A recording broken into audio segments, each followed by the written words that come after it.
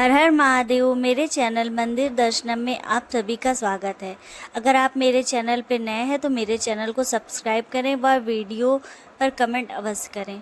भाद्रपद माह के कृष्ण पक्ष की षष्ठी तिथि को माताएं अपनी संतान की लंबी उम्र और सुख समृद्धि की कामना करती हैं। पंचांग की माने तो इस साल यह व्रत 14 अगस्त को रखा जाएगा। तो आप सभी हलषष्ठी व्रत, जिसे बलदाऊ जी का जन्मदिन भी कहते हैं, वह 14 अगस्त को रखा जाएगा। आइए जानते हैं इसकी कथा के विषय में। हरछठ व्रत कथा एक पौराणिक कथा है जो इस व्रत के महत्व और इसके पीछे के कारण को बताती है। यह व्रत भाद्रपद मास की कृष्ण पक्ष की षष्ठी तिथि को मनाया जाता है। यह बलराम जी के जन्म दिवस के रूप में भी मनाया जाता है। आइए अब इसकी हम कथा सुनते हैं।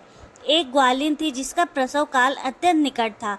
वह प्रसव से व्याकुल थी, लेकिन उसका मन गौरस दूध दही बेचने में लगा हुआ था। उसने सोचा कि यदि प्रसव हो गया तो गौरस यूं ही पड़ा रह जाएगा। यह सोचकर उसने दूध दही के घड़े सिर पर रखे और बेचने के लिए चल दी। कुछ दूर पहुंचने पर उसे असहनीय प्रसव पीड़ा हुई और वह एक झलबेरी की ओट में चली गई। वहां उसने एक बच्चे को जन्म दिया और उसे वहीं छोड़कर पास के गांव में दूध दही बेचने चली गई। उसने गाय और भैंस के मिश्रित दूध को केवल भैंस का दूध बताकर बेचा।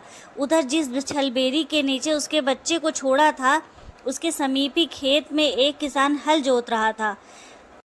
अचानक उसके बैल भड़क उठे और हल का फल शरीर में घुसने से वह बालक मर गया।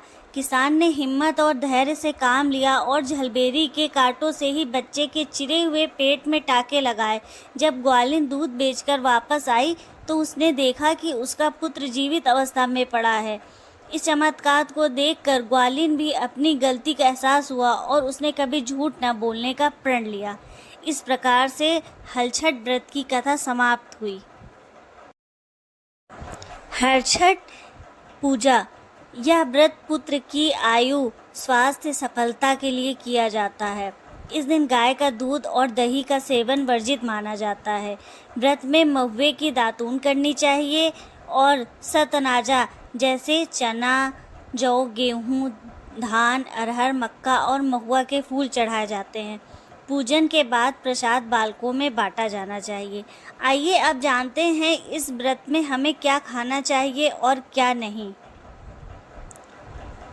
हरछठ व्रत में महिलाएं आमतौर पर बिना हल जोते हुए जमीन से उगे हुए धान का चावल, महुआ के पत्ते और महुआ का लाटा, महुआ से बनी एक मिठाई खाती हैं। भैंस के दूध और दही का भी सेवन करती हैं। गाय के दूध, दही, घी का सेवन इस व्रत में नहीं किया जाता है और ना ही हल से जुती हुई भूमि से उत्पन्न कोई भी चीज़ खाई जाती है। इस प्रकार से हलषष्ठी व्रत में क्या करना चाहिए, कथा मैंने संपूर्ण जानकारी दी। अगर वीडियो अच्छी लगे तो वीडियो को लाइक और कमेंट करें। हर हर महादेव।